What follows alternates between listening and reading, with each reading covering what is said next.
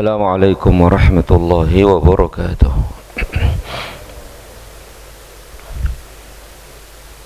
Alhamdulillahi rabbil alamin, wal aqibatu lil muttaqin, wala udwana illa 'alal zalimin.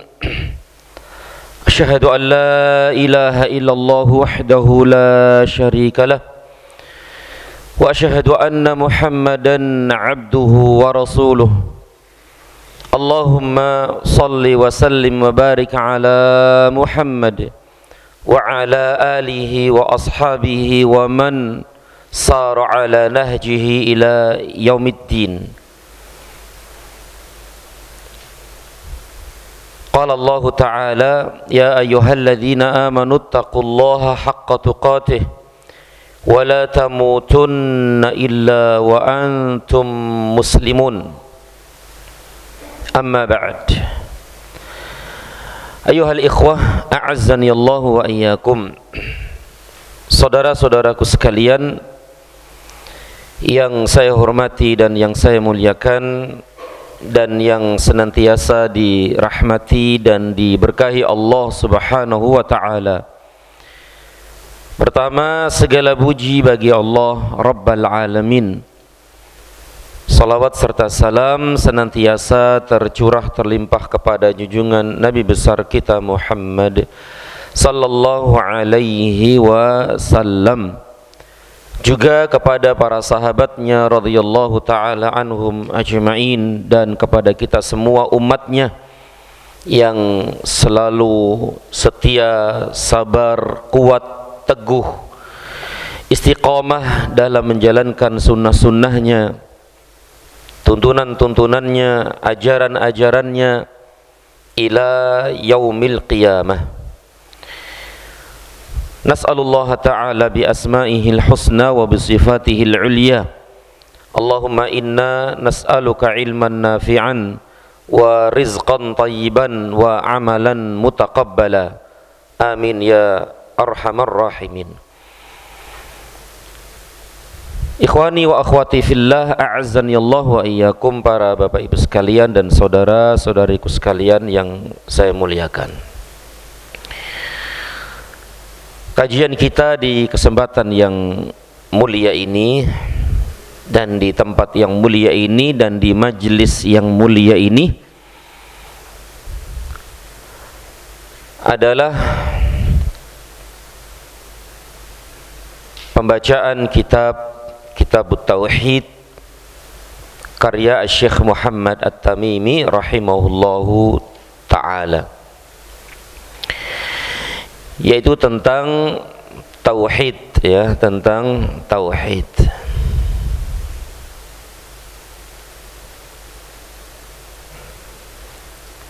Pada pertemuan yang lalu telah kita bahas bab 8, ya, bab 8, yaitu tentang ruqyah dan tamimah, tentang ruqyah dan tamimah. Ini sudah kita jelaskan, sudah kita bahas panjang lebar di pertemuan yang lalu, termasuk dalil-dalil yang dibawakan oleh penulis rahimahullahu ta'ala rahmatan wasi'ah. Udah kan selesai, alhamdulillah.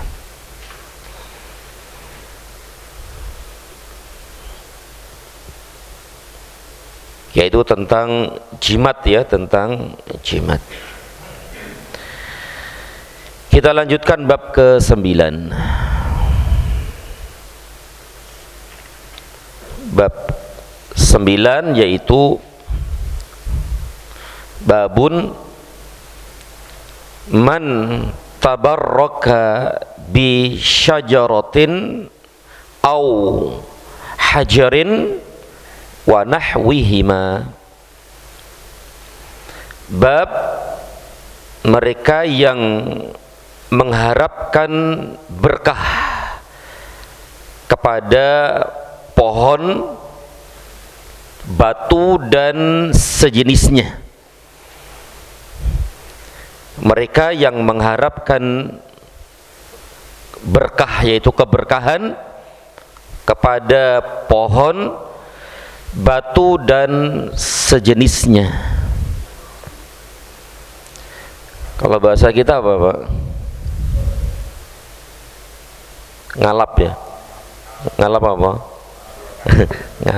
ngalap berkah. Ngalap berkah. Ini masalah penting sekali ya, masalah yang wajib untuk diketahui bagi setiap muslim dan muslimah agar tidak terjerumus ke dalam kesyirikan,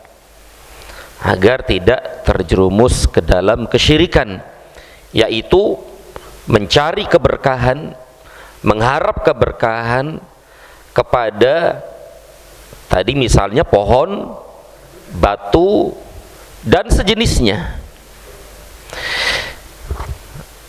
Dan sering kita sampaikan banyak dari kaum muslimin yang terjerumus ke dalam masalah ini. Tentu ya mungkin karena ketidaktahuan mereka, kejahilan mereka, tidak tahu hukum ya. Tidak sedikit dari mereka mengusap-ngusap sesuatu untuk mencari keberkahan darinya. Ngusap apa, Pak ya? Ngusap apa ya? Nisan ya, kuburan. Biasanya itu ke kuburan. Duduk di situ, ngaji, baca ini, baca itu, baca itu, baca ini. Dia berkeyakinan bahwa tempat itu barokah gitu. Tapi sebelumnya perlu kita ketahui bahwa yang memiliki keberkahan mutlak itu Allah Subhanahu wa taala. Yang memiliki, yang mempunyai keberkahan mutlak itu Allah Subhanahu wa taala. Ya, begitu. Jadi sering kita melihat, menyaksikan sebagian saudara-saudara kita ya mungkin karena ketidaktahuan mereka tadi itu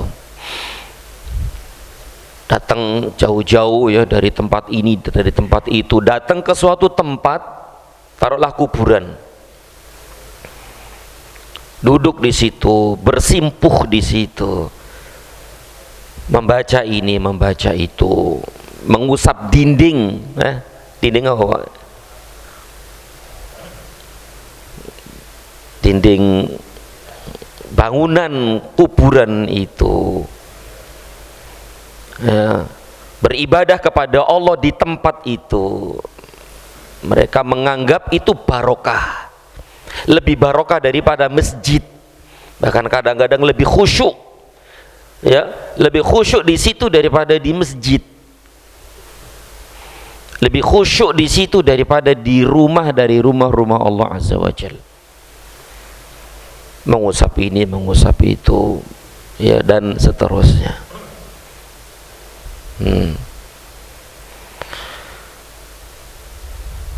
Apalagi ya, cari berkah ini, keberkahan itu, berkah ini, berkah itu. Nah, ini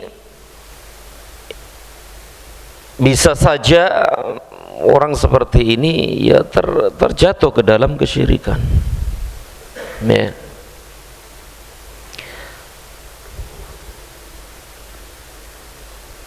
Jadi perlu diketahui bahwa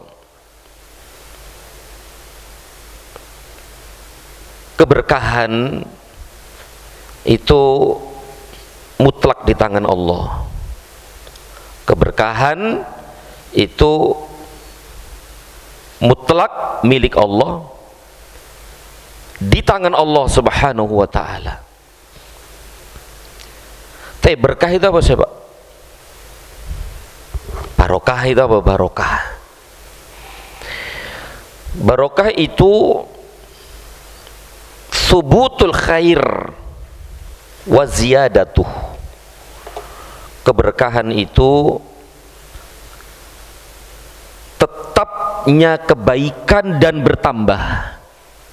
Jadi barokah itu kebaikan yang banyak, tetap dan bertambah. Itu namanya barokah. Nah, sering kita mendengar dan sering kita mengucapkan semoga barokah, kan begitu. Mudah-mudahan barokah, kan begitu. Artinya mudah-mudahan Allah berikan ini kebaikan-kebaikan yang banyak, kemudian tetap dan bertambah. Itu namanya barokah. Dan barokah itu semuanya milik Allah, di tangan Allah Subhanahu wa ta'ala. Tapi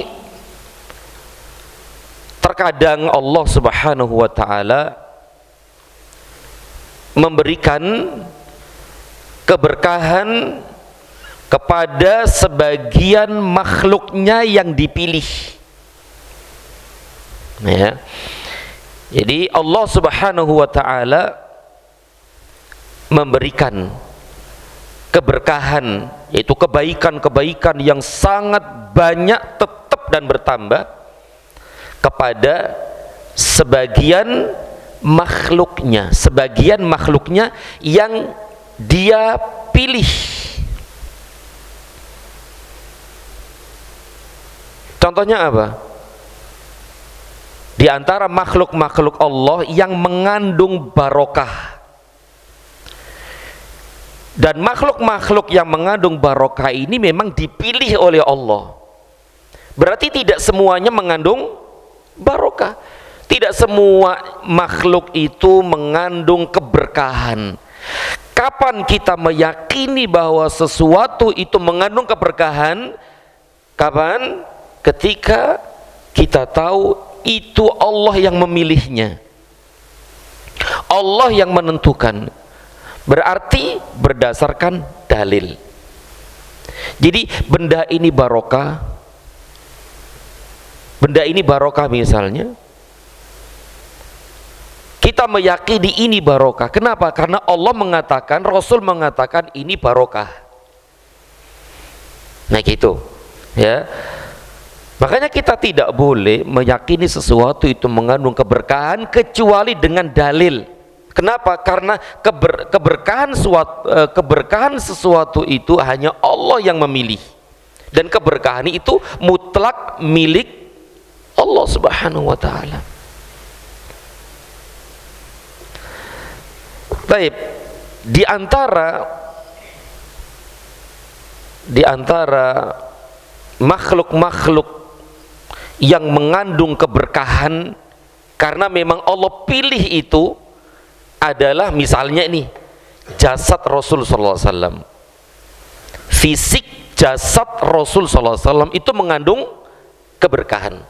Kenapa? Karena itu ditetapkan oleh Allah dan Rasulnya sallallahu alaihi wasallam. Allah menyatakan, Rasul menyatakan bahwa jasad beliau mengandung keberkahan dan kita boleh mengambil keberkahan darinya. Dan ini khusus untuk beliau saja, tidak untuk yang lainnya. Kenapa? Karena berdasarkan dalil, gitu kan? Berdasarkan dalil bahwa jasad Rasul mengandung keberkahan. Selain beliau tidak. Secara zat.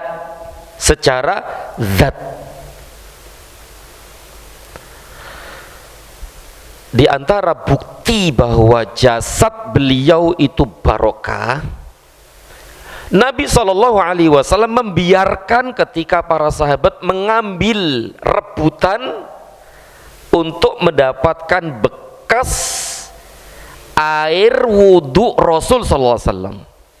Kenapa? Karena air wudhu ini tersentuh oleh tubuh beliau, mengandung keberkahan. Berarti air itu yang telah tersentuh oleh jasad Rasul barokah, sehingga dengan air itu bisa menyembuhkan penyakit dengan izin Allah. Misalnya airnya ditaruh di sini, kita sakit, kita minum bismillah, barokah, sembuh insya Allah. Nah, barokah itu airnya. Dan Nabi SAW tidak melarang para sahabat melakukan itu. Dan sering kita mendengar ya dan membaca hadis-hadis tentang masalah ini. Berarti misalnya keringat beliau barokah tidak? Nah, keringat beliau barokah. Makanya para sahabat rebutan untuk mendapatkan keringat beliau sallallahu alaihi wasallam karena mengandung keberkahan. Termasuk ludah beliau. Ludah barokah. Ludah beliau barokah. Keringat beliau barokah. Rambut beliau barokah. Rambut beliau, makanya beliau dalam riwayat yang sahih ketika beliau cukur, dia memanggil salah seorang sahabat untuk diberikan rambutnya. Barokah ini. Bahkan para sahabat pun mencari-cari rambut beliau sallallahu alaihi wasallam karena mengandung keberkahan. Jadi semua yang berkaitan dengan fisik beliau barokah. Dan ini khusus untuk beliau sallallahu alaihi wasallam, tidak untuk yang lainnya. Berarti bekas minum Rasulullah barokah tidak? Barokah. Bekas minum beliau barokah. Baju beliau barokah. Baju beliau barokah. Kenapa? Karena tersentuh kulit beliau sallallahu alaihi wasallam, peci beliau, sendal beliau. Berarti semua yang pernah terpakai oleh beliau mengandung keberkahan. Dan ini berlaku dari dulu sampai sekarang. Sampai sekarang. Misalnya kita yakin bahwa ini rambut Rasul, ini rambut Rasul, boleh kita mengambilnya untuk diambil keberkahan. Baju beliau kalau benar-benar sekarang ada, boleh untuk diambil keberkahannya, diambil berkahnya. Sendal beliau pun demikian, boleh diambil keberkahannya, boleh. Tapi masalahnya sekarang benar-benar ada nggak sih bekas-bekas yang pernah dipakai Rasul?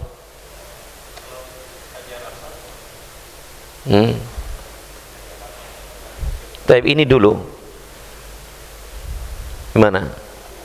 Ada nggak bekas-bekas, misalnya sendal beliau, rambut beliau, baju beliau, ada nggak sampai sekarang?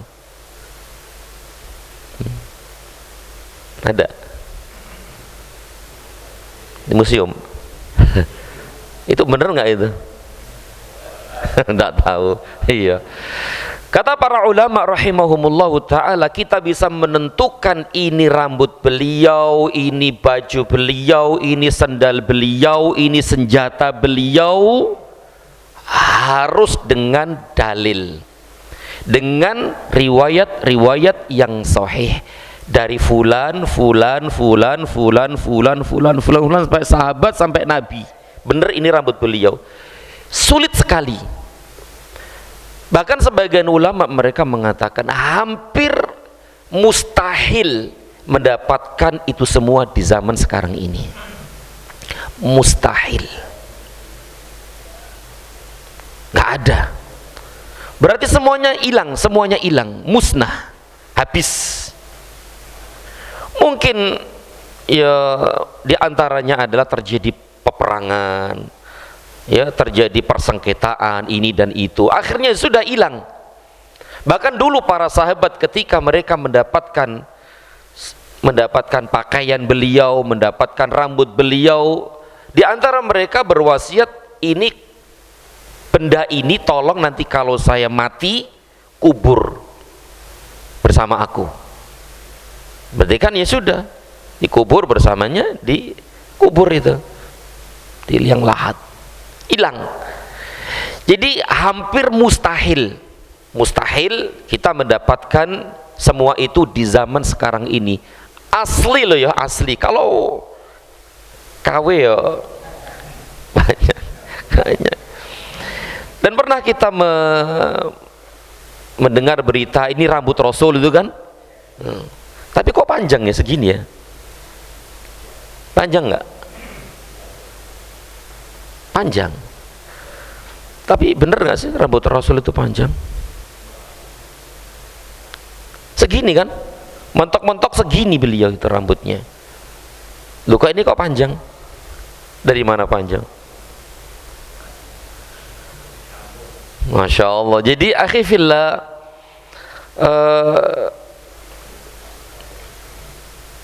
kita bisa menentukan ini baju Rasul dan yang lainnya berdasarkan riwayat-riwayat yang sahih. Sebagaimana hadis. Hadis pun harus benar-benar dari perawi-perawi yang sahih, dari riwayat-riwayat yang sahih. Sama benda-benda yang pernah beliau pakai pun demikian, harus berdasarkan riwayat-riwayat yang sahih, yang benar. Jadi ini dalil ya yang menunjukkan bahwa jasad beliau itu barokah, dan itu khusus untuk beliau sallallahu alaihi wasallam. Kata para ulama, ini namanya barokah muntakilah. Barokah muntakilah, keberkahan yang bisa berpindah ke selainnya. Berarti dari beliau pindah ke yang lainnya. Dan ini khusus untuk beliau sallallahu alaihi wasallam. Ya, tidak untuk yang lainnya. Maka kita tidak boleh misalnya mengambil keberkahan dari syekh kita, bajunya dilus-lus, diusapin ke seluruh tubuhnya. Nah, keringatnya kita rebutin, rebutan, air minumnya direbutin, barokah katanya. Dari mana? Tidak ada sahabat pun yang melakukan itu kepada Abu Bakar. Siapa manusia terbaik setelah Rasul? Abu Bakar. Tidak ada seorang pun yang mengambil keberkahan dari jasad Abu Bakar. Baju Abu Bakar, bekas minum Abu Bakar, bekas wudhu Abu Bakar, tidak ada yang mengambil itu semua, karena mereka tahu, yakin bahwa itu salah. Nggak ada manusia terbaik, apalagi di bawah dia kan gitu. Makanya nggak boleh seperti itu. Ya contohnya misalnya habis saya minum nih, berkah nggak ini? Ya kan enggak kan? Enggak. Sama dengan manusia yang lain, nggak boleh. Ini bahaya, ini bahaya, bisa saja terjatuh ke dalam kesyirikan, karena dia meyakini sesuatu yang tidak disebutkan oleh Allah. Dari mana kita mengetahui ini barokah? Dari mana? Al-Quran tidak menyebutkan, Sunnah tidak menyebutkan. Berarti dia mengambil keberkahan dari selain Allah Azza wa Jalla. Sedangkan berkah tadi itu murni mutlak milik Allah Subhanahu wa taala. Ini masalah besar akhi, masalah besar, masalah tauhid. Masalah tauhid.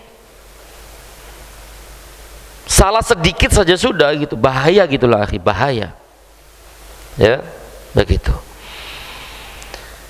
Jadi kita mencari keberkahan dari sesuatu itu harus dengan dalil bahwasanya ini mengandung keberkahan.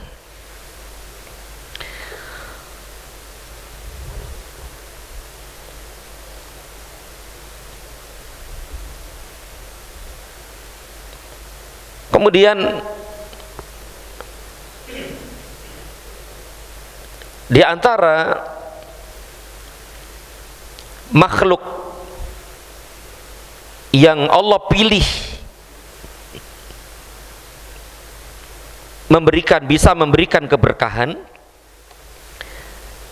misalnya beberapa tempat ada beberapa tempat yang di situ barokah, dan tempat di sini adalah barokah maknawi, bukan barokah zati. Kalau jasad Rasul tadi itu barokah apa? Maknawi atau zat fisik kelihatan kan? Kelihatan.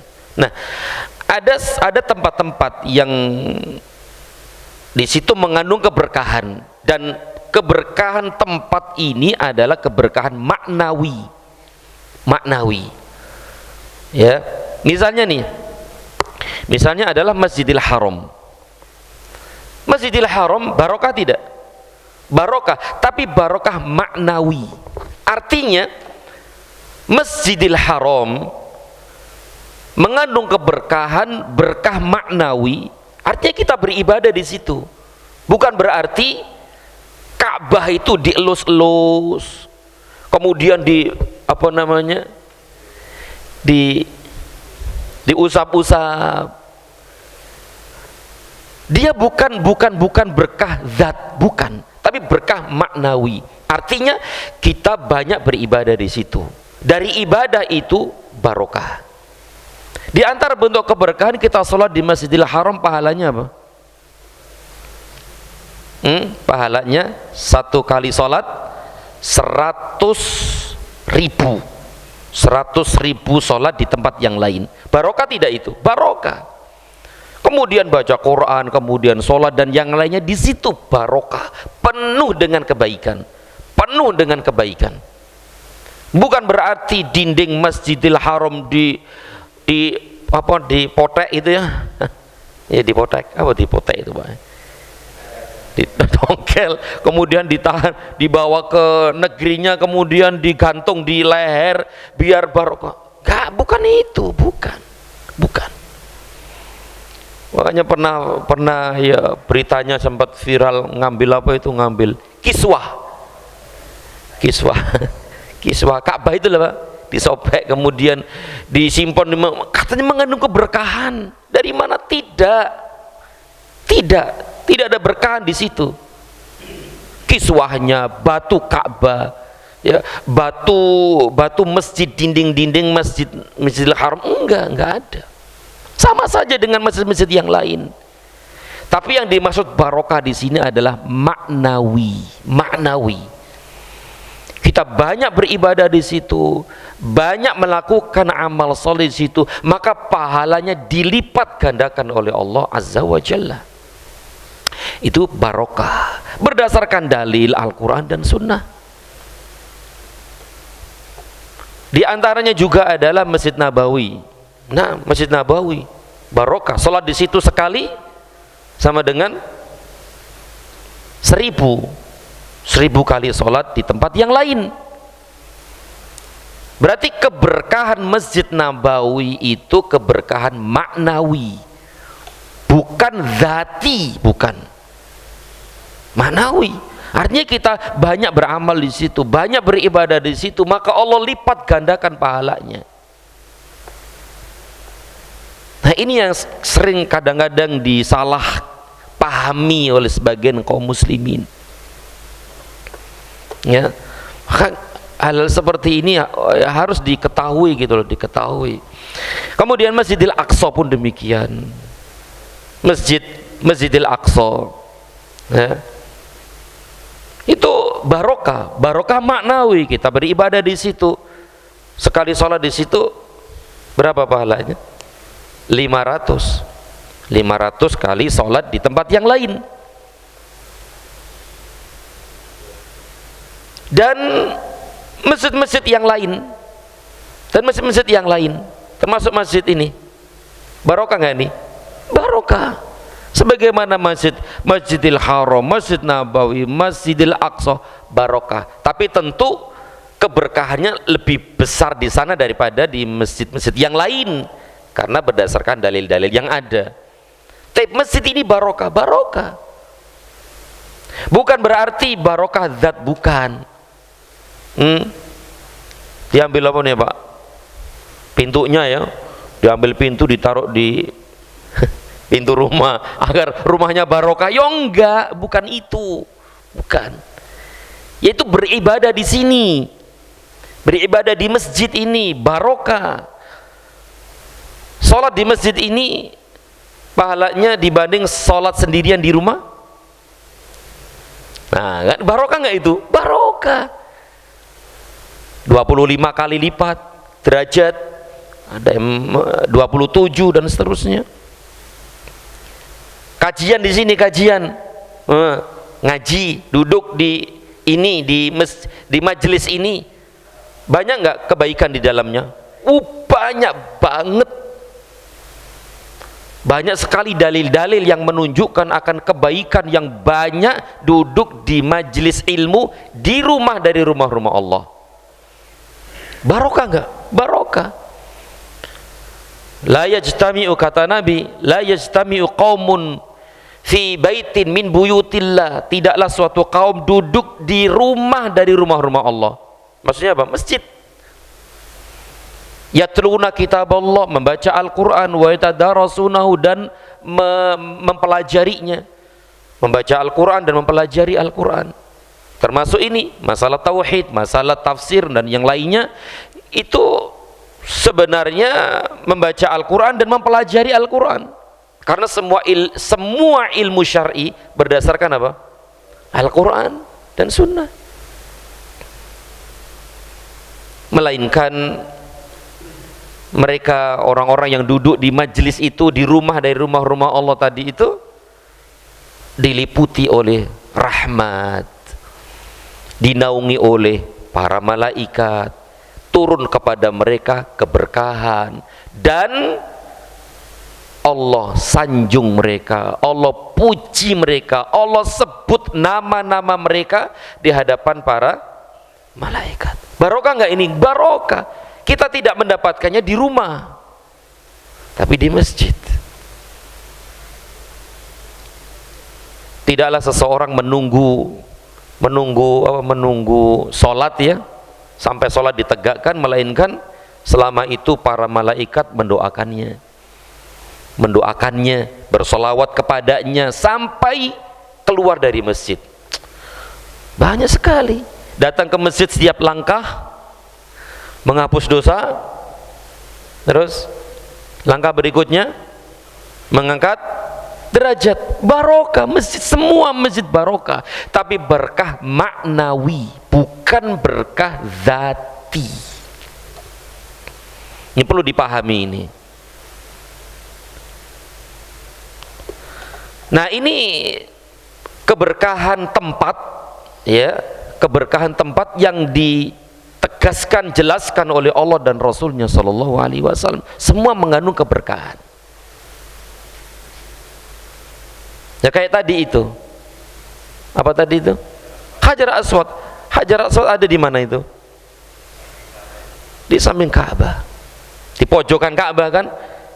Artinya dia itu berkah maknawi, mengandung keberkahan ketika kita menjalankannya sesuai dengan sunnah Nabi Sallallahu Alaihi Wasallam, yaitu menciumnya. Kenapa kita mencium Hajar Aswad? Karena Nabi melakukannya. Bukan zat Hajar Aswad itu yang mengandung keberkahan, tidak. Tapi ketika kita menjalankan sunnah Nabi Sallallahu Alaihi Wasallam, menciumnya atau mengusapnya ya, itu barokah gitu, barokah. Karena menjalankan apa-apa yang dilakukan oleh Rasul Sallallahu Alaihi Wasallam, sebagaimana perkataan siapa itu? Umar bin Al-Khattab. Wahai Hajar Aswad, kata Umar, wahai Hajar Aswad, engkau adalah batu sebagaimana batu-batu yang lain yang tidak mendatangkan maslahat dan mudarat. Aku melakukan ini, yaitu mencium kamu, karena aku pernah melihat Rasul mencium kamu, maka aku cium. Ini tegas perkataan Umar bin Al-Khattab radhiyallahu taala anhu. Wahai Hajar Aswad, engkau adalah batu, tidak mengandung apa, tidak memberikan manfaat dan mudarat, sama dengan batu-batu yang lain. Kalaulah aku tidak melihat Rasul menciummu, aku tidak akan menciummu istilahnya. Karena Nabi mencium kamu, maka aku mencium kamu. Nah, ini keberkahan maknawi, bukan keberkahan zati.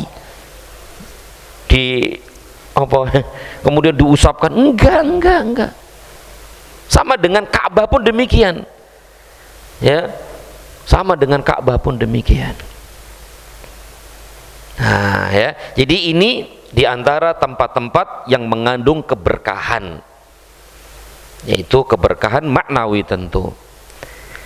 Kemudian misalnya waktu-waktu, ada waktu-waktu yang barokah, waktu, dan keberkahan waktu ini telah ditetapkan oleh Allah dan Rasulnya.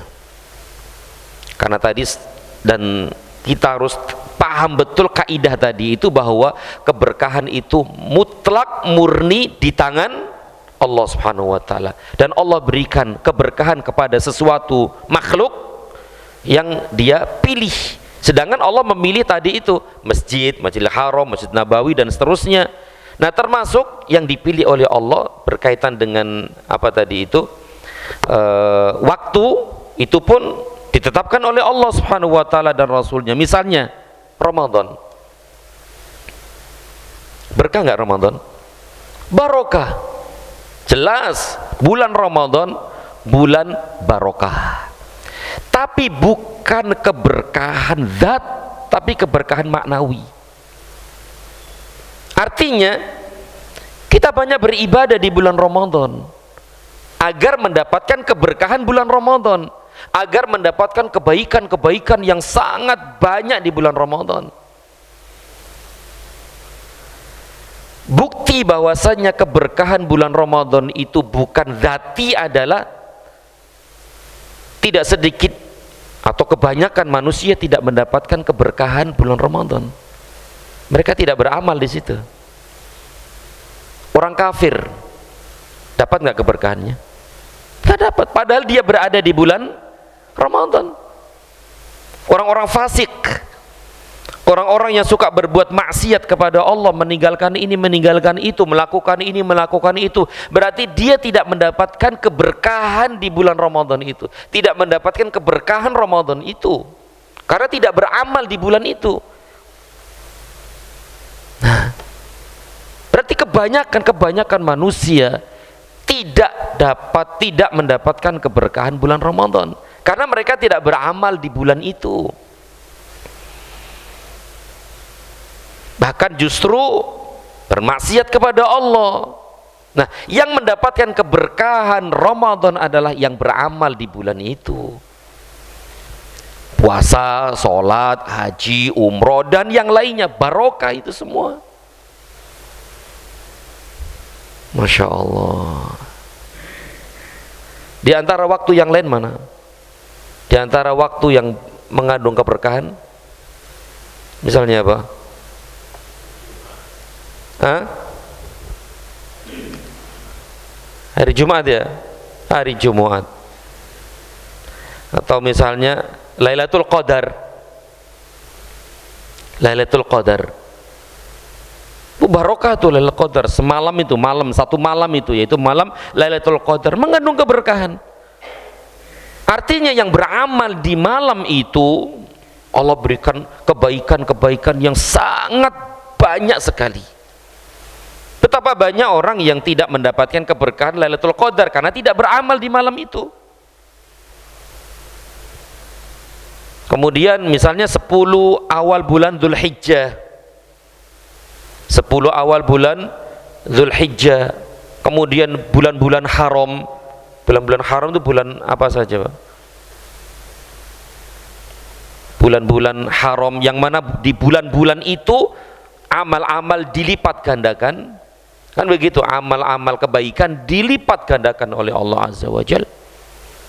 Bulan apa aja itu bulan haram, Pak? Dzulqa'dah, Dzulhijjah, Muharram, Rajab. Nih 4 bulan haram, 3 yang bersambung, 1 yang berpisah. Bersambung adalah Dzulqa'dah, Dzulhijjah, Muharram. Kemudian yang berpisah adalah Rajab. Besok ya Rajab ya.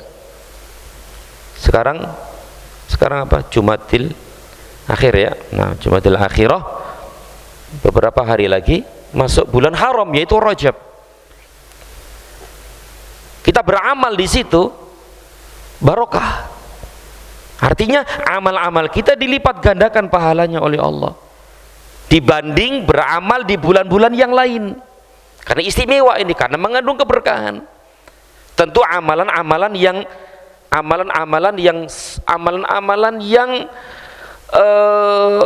yang disyariatkan oleh Allah dan Rasulnya, bukan amalan-amalan yang enggak jelas, yang tidak berdasarkan dalil, maka tidak barokah. Karena bid'ah misalnya. Nah, akan bertebaran ini hadis-hadis mungkar, hadis-hadis dhaif, hadis-hadis maudhu', hadis-hadis yang tidak ada asal usulnya, akan bertebaran beberapa hari lagi tentang amalan-amalan ini, amalan itu, amalan ini, padahal tidak ada dalilnya sama sekali. Kalau seperti itu ya bukan barokah.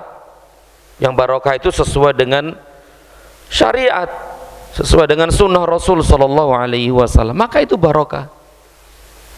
Atau misalnya di sepertiga akhir malam, ini waktu yang barokah nggak ini? Barokah. Kenapa? Karena waktu itu Allah turun. Waktu itu Allah turun secara hakiki, betul-betul turun secara hakiki, sesuai dengan kebesaran dan keagungannya. Dan itu terjadi setiap malam di sepertiga akhir malam. Dan Allah berkata, Allah berfirman, siapa yang berdoa pasti aku ijabahi, siapa yang minta pasti aku kasih, siapa yang beristighfar mohon ampun pasti aku ampuni. Itu di sepertiga akhir malam, sekitar jam pinten Pak nggih? Setengah tigaan sampai menjelang subuh. Ini waktu-waktu yang barokah, ini barokah, bener-bener barokah ya.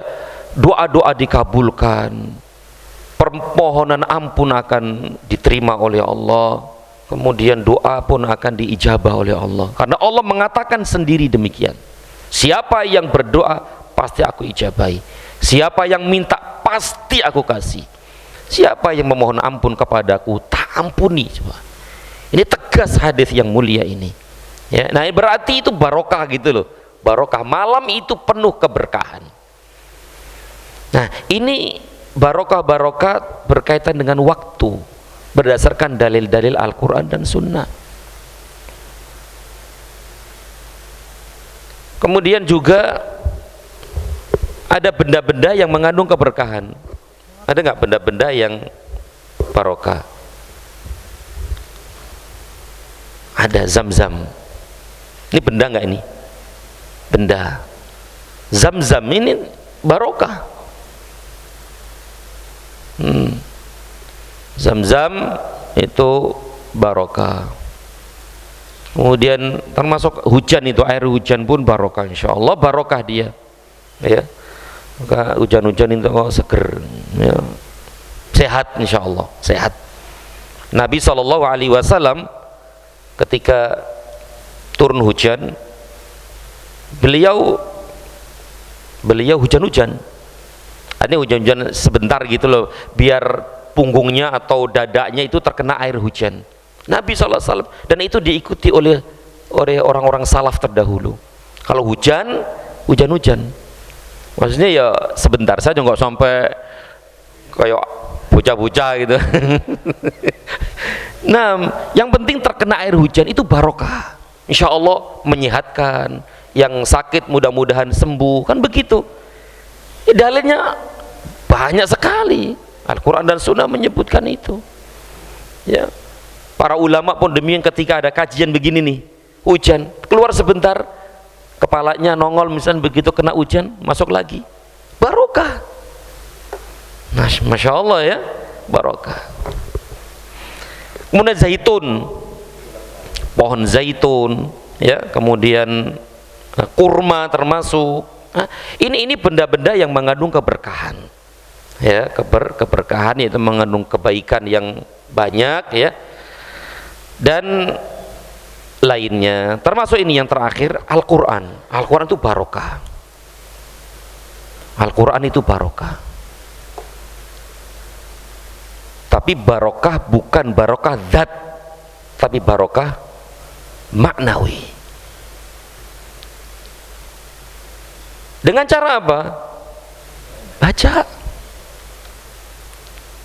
dikaji, ditelaah, dipahami, dimengerti maksud dan maknanya, itu barokah, merubah hidup seorang muslim. Al-Quran berarti bukan dzati, maksudnya apa? Bukan.